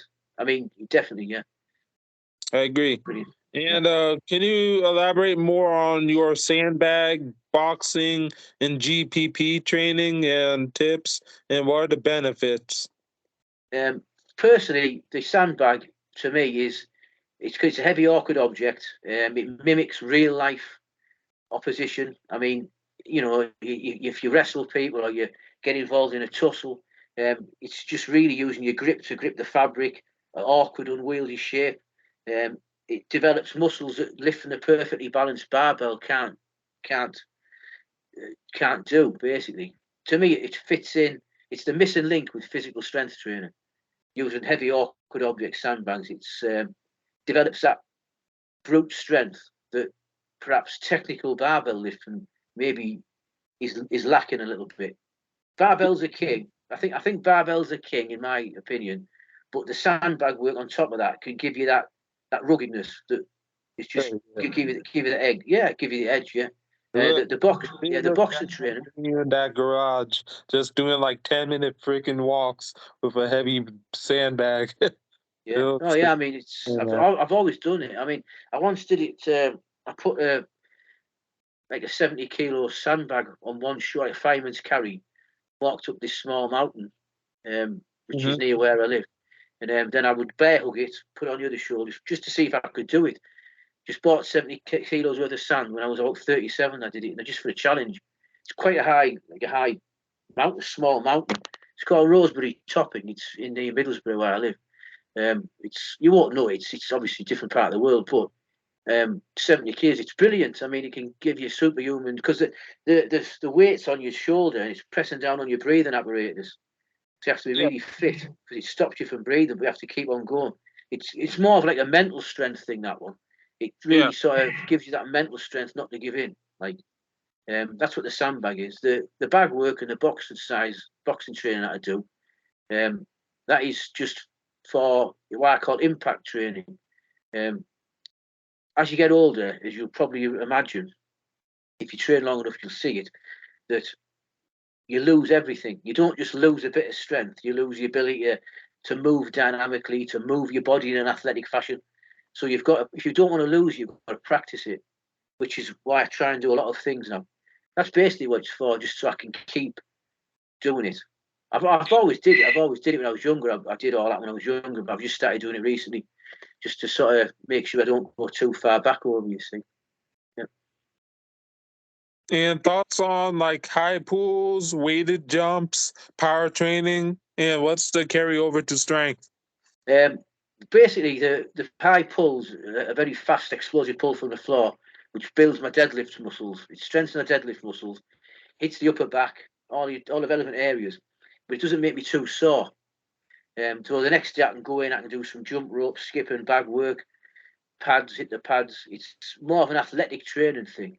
If I was to try and deadlift 600 pounds slowly and grind it, the next day I'd be like, oh, I wouldn't be able to walk very well. Never mind move around the bag and throw punches or do speed work or spar or do anything like that. So it's basically just a way to keep my strength and be able to fit in all the other types of athletic training that I do. And what about weighted jumps? What do you think about those? That's because I mean I like weighted jumps. I do them from various height boxes because doing it with weight dynamically onto a bench can actually keep your squat high. It can actually keep your squat strong, even though you're not using a barbell, because you're lifting your weight dynamically for Okay. lots of repetition onto a bench. So you can Similar actually, to like high pulls, right? yeah, it maintains your basic barbell strength.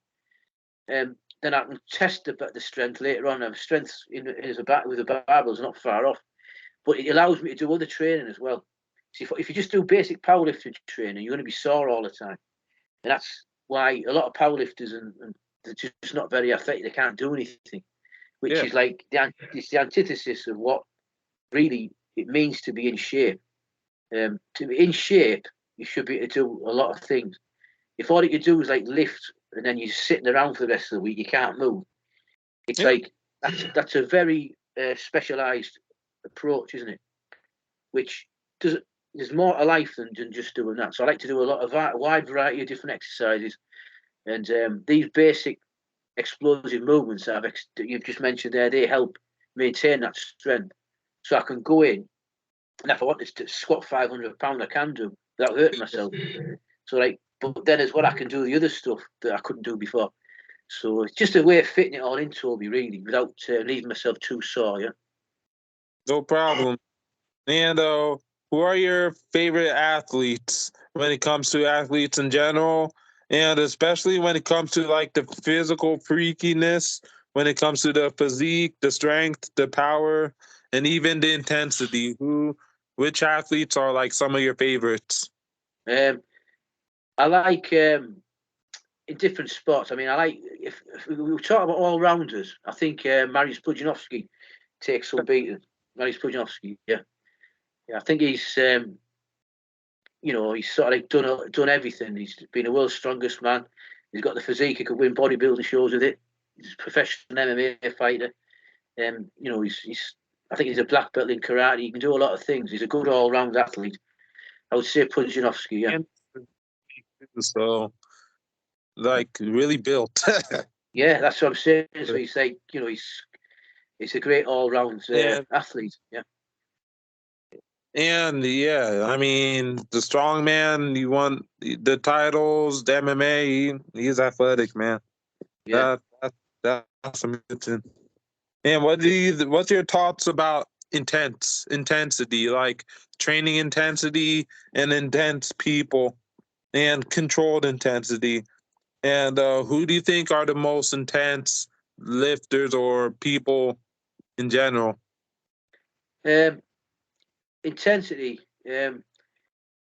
Obviously, with regards to training, I'd say too much intensity is a bad thing, because you can't recover from it. You have to be the right amount of intensity for your own personal recovery ability.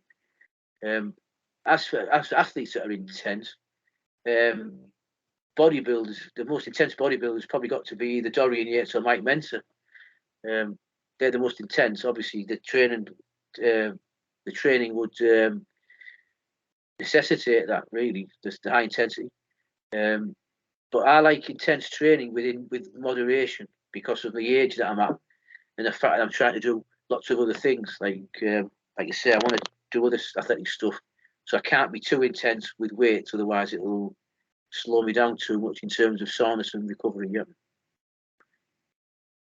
Okay, so let's see. Do you think you have to have some loose screws to get into our lifestyle, or just like pursue a high level of physicality or a high level of anything for that matter, especially for decades, especially for life, especially for hours a day, especially for thinking it hours a day, just overdoing the hell out of something forever? Do you think you have to be nuts?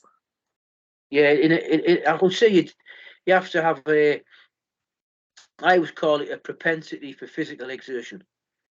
Yeah, a propensity for physical exertion. If you're one of these people who um, is uncomfortable with exercise, then it's not for you. But if one of these people who thrives on it, it's just the way Mhm. your body works. I think probably people like us, we get an endorphin release from exercise, Yeah. which makes it almost like an addiction with a drug. But luckily for us, it's a healthy addiction because it is helping us in life in terms of our health and fitness. So I would say there's definitely an aspect of um, it's like an addiction, really, but it's not a bad thing necessarily. It'd be worse if you were drinking or taking drugs. I've never done either of them. I'm not interested in drinking. I don't drink and I don't smoke. I don't take drugs. So I mean, my addiction is physical exertion. That's a good thing. Yeah, That's actually lost in this day and age. yeah. So that's great. And what's your sources of?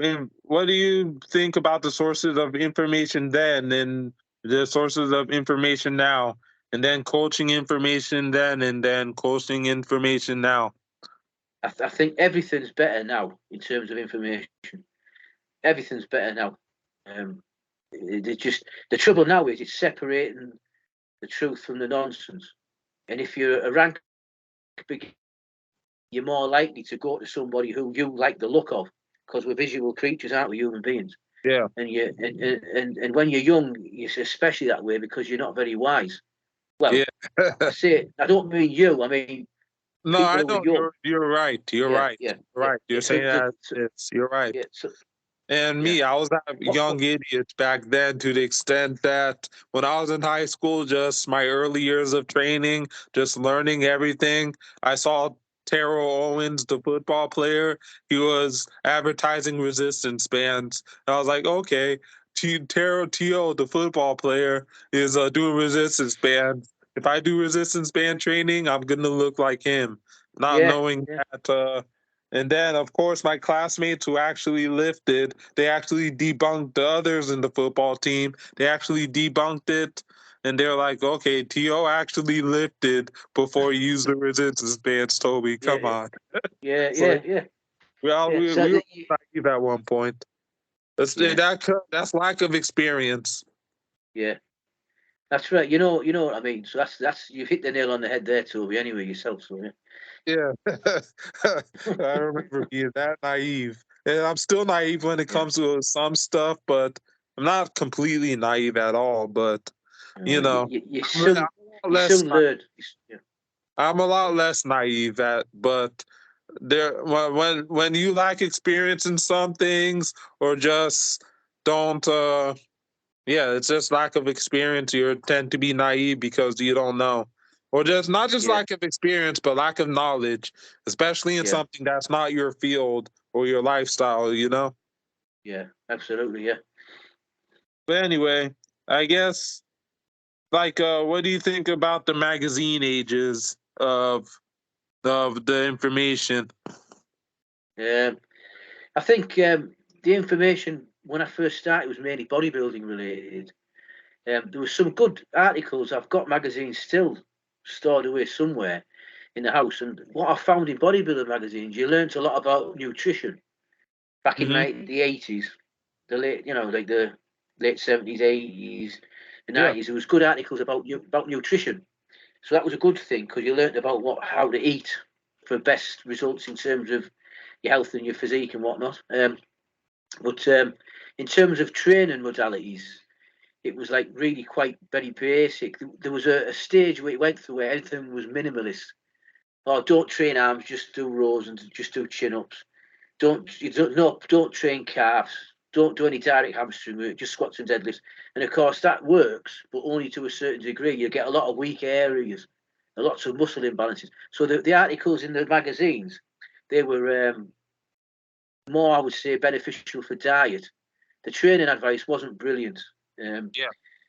yeah, back in like them days, I mean, yeah, where now you have studies and science behind it, and it's on another level now. It's on another level, like yeah.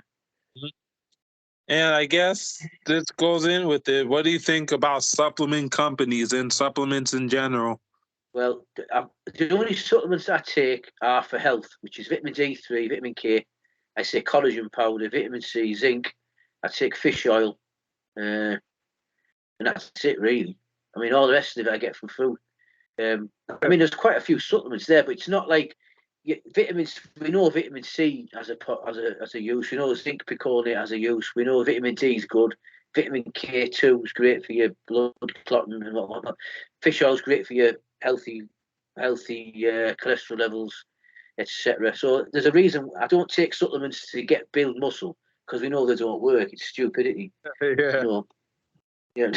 Yeah, obviously me, Yeah. dumbass. I used to be back then. I would think it worked, but that was before. Once I got strong for real, like halfway through high school or secondary school, they call it Mm. in Britain, right? Secondary. Yeah.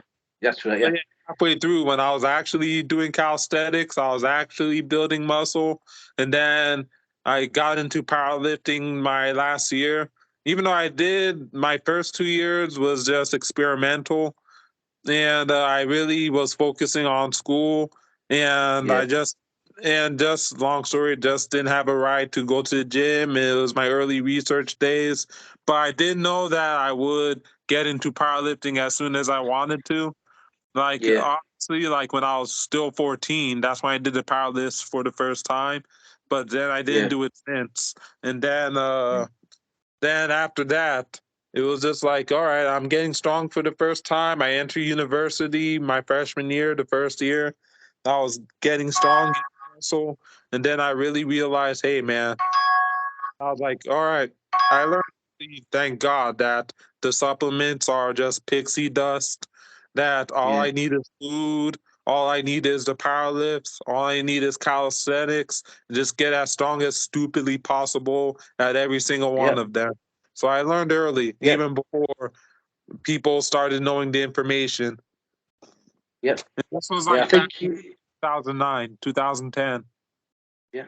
Yeah. I think trial and error. You figure it out in the end, don't you? That's the thing. Yeah, yeah. This is like in New Jersey, in the states, in New Jersey, Yeah. when it was still disease culture. Like Jim Yeah. Cam, Jersey Shore, Jersey Yeah. Shore MTV, Yeah.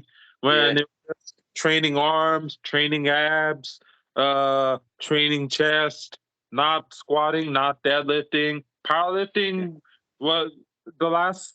Powerlifting was extremely a niche back then, and New Yeah. Jersey was one of the last states to catch on. In New Mm. Jersey, everyone was really just training so they could party and get girls and go to the Yeah. beach. That whole Z's culture.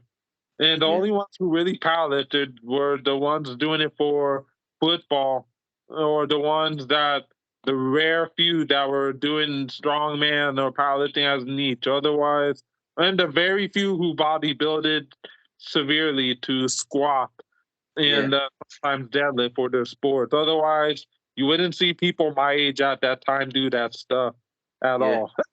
Yeah. That's right. So yeah, I mean, you've been a bit of a pioneer then. Yeah. Yeah. Anyway, now, well, more off that. Now, well, now talk about some non-lifting questions, a few of them, Yeah. to get to know Jason Robson a Yeah. bit. So, when you were in school, right? What was Yeah. your favorite subject? I liked English language, English literature. I was good Okay. at yeah, I was good at writing stories when I was at school. making up stories, like that type of thing. Yeah. I was Okay. good at art as well. I was quite good at art when I was at school. I was good at art and English language, English literature. Yeah, I wasn't very good at maths. I wasn't like you. I was useless at maths. Yeah. I was like counting on my fingers like this, like 5, 6, 7, 8. Yeah.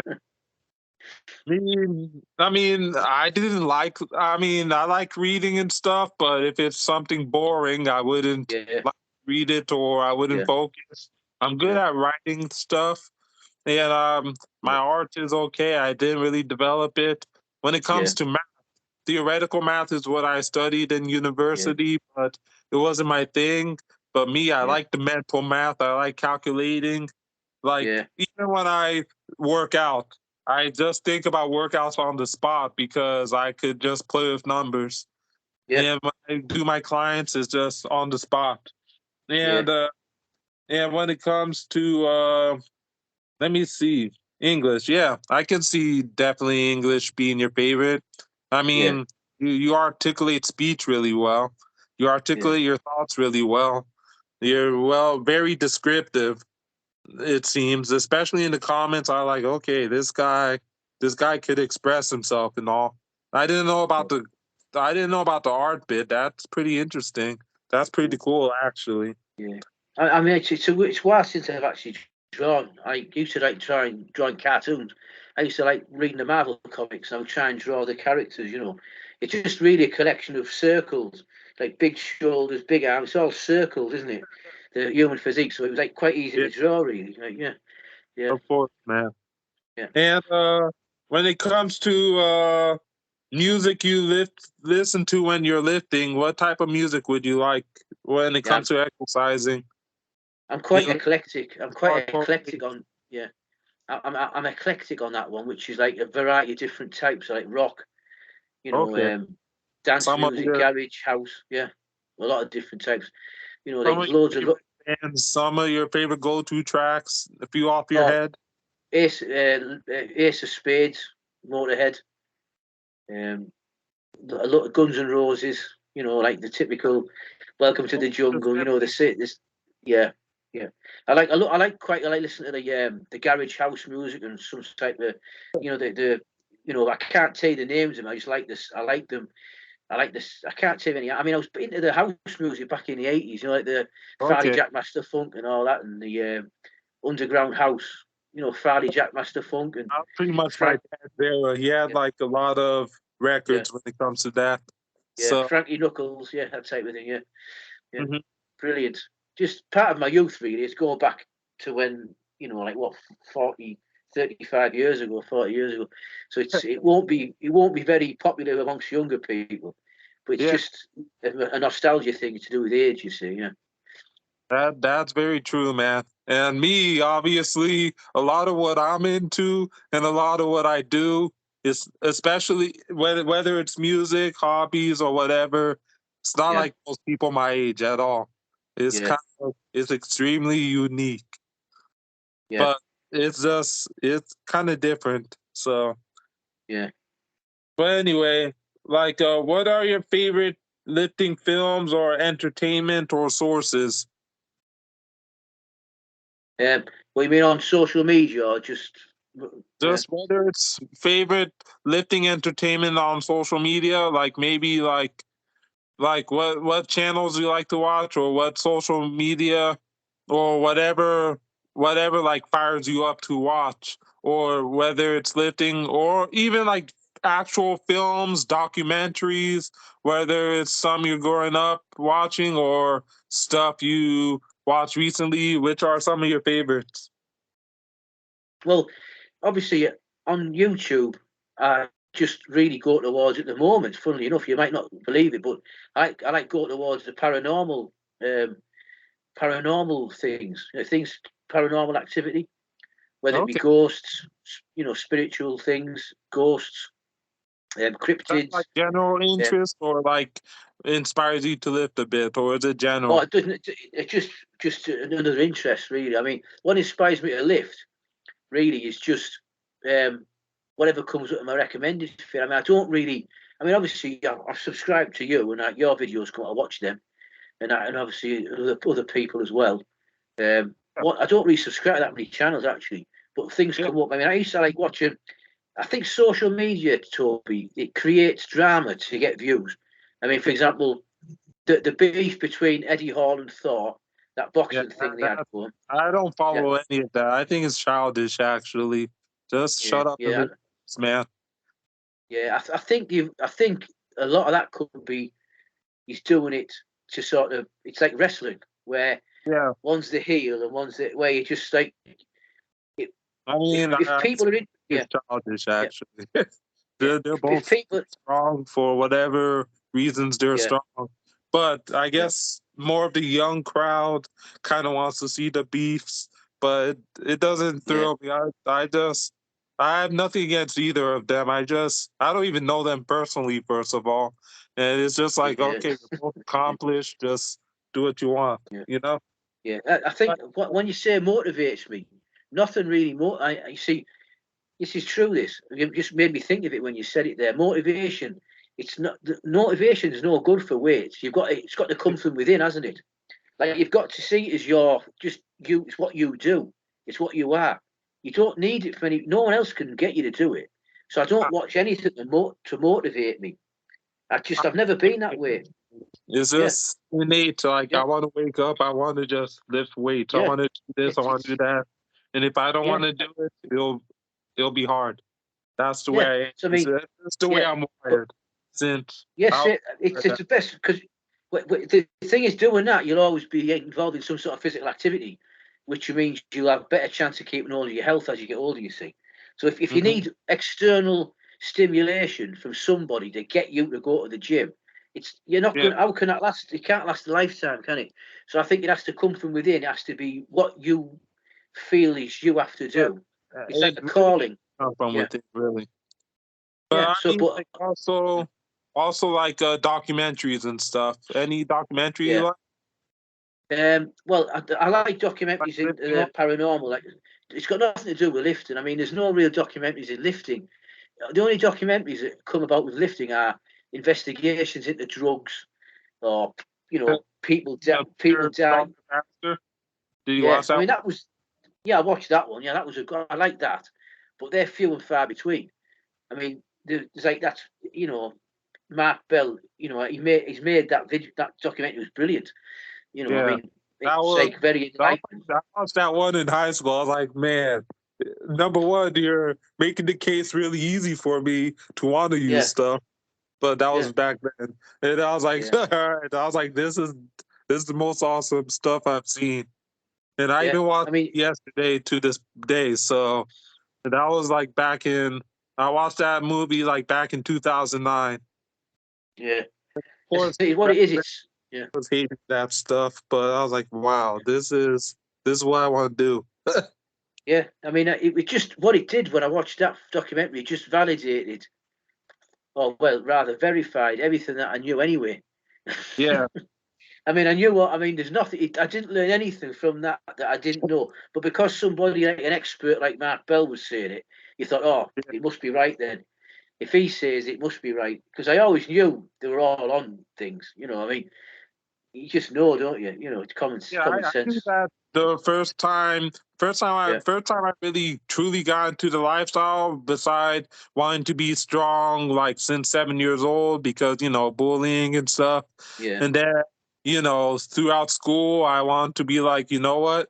Nobody's gonna beat me up. Nobody's gonna beat my brothers up. No one's gonna beat my friends up. I'll just no. I'll be the strongest man in the world. I'll be so protected and all that yeah, stuff. And yeah, the first opportunity I had to lift weights, I knew I was going to do it if I knew what it was really. And then, of course, yeah, I went to Barnes and Noble and the bookstore, and waiting for my mom. I picked up a Flex magazine, and this was like around 2005, and I yeah, think it was like either Ronnie Coleman or Jay Cutler, because it was like in between their Mr. Olympia. And of course, I saw all these people that like people you'd never see in real life, especially at yeah, 12 years old at that time. I was like, yeah, well, people actually look like this. These are cartoon characters. And yeah, then, of course, I found out later what steroids were. And then I was like, all right, these people, these are freaks, man. The muscles are too big, paper thin skin, veins mm, exploding. I'd never seen people just massive. mm, And then I just thought it would be, not thinking I would ever achieve it, but I was like, to just ever possess that much muscle, that much power, that much everything would be just the best. And yeah, then, yeah, of course, eighth grade, I got into watching wrestling, WWE and stuff. I saw more of that. And then, of course, Eddie Guerrero passing away. And then they were saying steroids, steroids, steroids, steroids. And then all these people, Bobby Lashley, Batista, John Cena, Mark Henry, and the rest of those people. And then yeah, more freaks. And then yeah, watching Strongman in ninth grade, early YouTube videos, and then eventually powerlifting. I was like, you know what? All these people, majority of them take steroids. I didn't know if I was going to do it. Everyone was against it and stuff. And I was just starting out, just learning. I was like, man, this is just, and I knew they all did it, but I was like, this is just to possess even a modicum of that power would be yeah, awesome. And then yeah. fast forward, me holding my own naturally. It's strange, man. I Yeah. guess Well, I could say I did it yeah. in a The way. thing is, it's like when you go into a subject or any activity in depth, you peel away the layers and you can see it more clearly, and you know what to do, and you know your strengths, and it's just a learning process. You learn how to train yourself. So that's all you've done. You've mastered your own body, really. You know what works for you, and Hmm. that's you've applied it. You've applied it, and you've maxed out your genetics. You see, which Yeah. is something most people can't say that, Toby, can they? Really, it's No, like not. no. I mean, you might not have maxed it out yet. Actually, if you might have, yeah. But yes. Anyway, what do you think of the fitness community? Pros and cons, both in public and social media, like in the gyms, in your life in general, and social media. The pros and cons of the fitness or lifting community over the years. I think it's changed somewhat from how it was right at the very beginning when you had people like George Hackenschmidt and Sandow and people like that who preached health as well as strength. Right? It's Yeah, changed. You got the 50s and the 60s when anabolic steroids started to get used more frequently, and everything then became about appearance, right? yeah, Because that's the primary human drive, is to look good, really, yeah, and but not be too concerned with what's going on underneath, which is how you get to the point today where it's totally not thought of. And like what you said earlier, people dying in the 20s from yeah, obviously anabolic abuse. It's gone a little bit too far, and that's how I see it. So I think the pros are um, really it's a good thing to keep fit, obviously, but like I think it's gone a bit too far in terms of chemical usage, and we've lost touch with just the ability to do things. It's too specialised, I think. The bodybuilding scene, anyway, it's just, and the physique is just too specialised. Um, but that's just the way it is. That's what people want to see, and that's all. Unless something changes in the world where all of a sudden anabolic steroids aren't available anymore, or they stop yeah. making them, or there's a shortage of the raw materials, then you'll see. But will it ever happen? I don't know. There's too much money involved in it. So I think it's sad to see in a way, but is that progress? I don't know. It's a matter of a personal opinion, Toby. I think. Yes. And how has lifting changed your life? But it might have made me a bit shorter in height because but if I was like doing 500-pound squats and I was like 16, I might have lost a couple of inches in height. I don't know.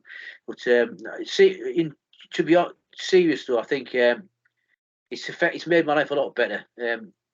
I couldn't. I always have to do some type of exercise, whether it would be calisthenics. It's part of like how my brain's wired. It's the addiction that I've got to endorphins, you see, from exercise. And the harder the exercise, the better. You see, the harder it is, the better. Yeah, as Grizzly would say, for the difficult. Yeah, That guy. for the Uh, difficult. Yeah, for he's the good. difficult. Yeah, He's a real dude. But he's anyway, brilliant, isn't he? Yeah. if you didn't lift, what would you be doing? Oof, I'd have to be dead. Probably, I'd probably be dead if I wasn't lifting. I mean, I mean, what would you have uh, done if you weren't a lifter? What would you have? I can't honestly think of anything to say for that because I've never actually envisaged doing anything else other than this in terms of a pastime. In the sport, like yeah.